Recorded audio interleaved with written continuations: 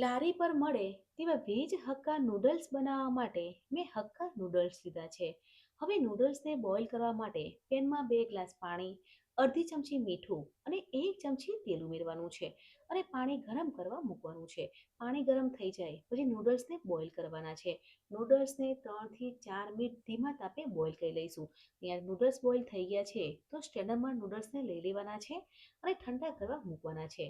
Noodles એકબીજાને ચોટે નહીં અને સ્ટીકી ના બને એટલે 1 ચમચી તેલ સ્પ્રિંકલ કરી લઈશું અને નૂડલ્સ ઠંડા કરવા મૂકી દઈશું. વેજીટેબલ હક્કા નૂડલ્સ બનાવવા માટે પેનમાં 2 ચમચી તેલ લેવાનું છે. તેલ ગરમ થઈ જાય પછી ચોપ કરેલું લસણ, લીલું મરચું અને આદું ઉમેરવાનું છે અને આદુ મરચાંને સાંતળી લઈશું. હવે ડુંગળીને ઊભી સ્લાઇસમાં સમારી અને પેનમાં ઉમેરવાની છે અને ડુંગળી સાતળવાની છે. તે જ રીતે કેપ્સિકમને પણ ઊભી સ્લાઇસમાં સમારી લઈશું. કેબેજ અને ગાજરને ઊભી સ્લાઇસમાં સમારી પેનમાં ઉમેરવાની છે અને સાતળવાનું છે. વેજીટેબલને વધારે કૂક નથી કરવાના, 50 થી 60% જ કૂક કરી લઈશું. નૂડલ્સ બનાવીએ છીએ એટલે ક્રન્ચી ટેસ્ટ આવશે. સ્વાદ પ્રમાણે મીઠું ઉમેરવાનું છે અને વેજીટેબલને 50% કૂક કરી લઈશું.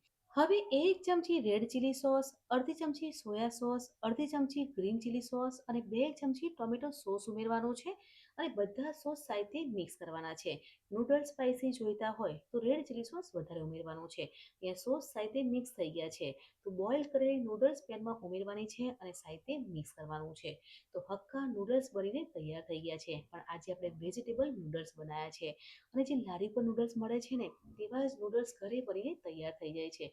બાળકોને નવું ખાવાનું મન થાય તો લારી પર મળે તેવા વેજીટેબલ હક્કા નૂડલ્સ ઘરે બનાવી શકો છો.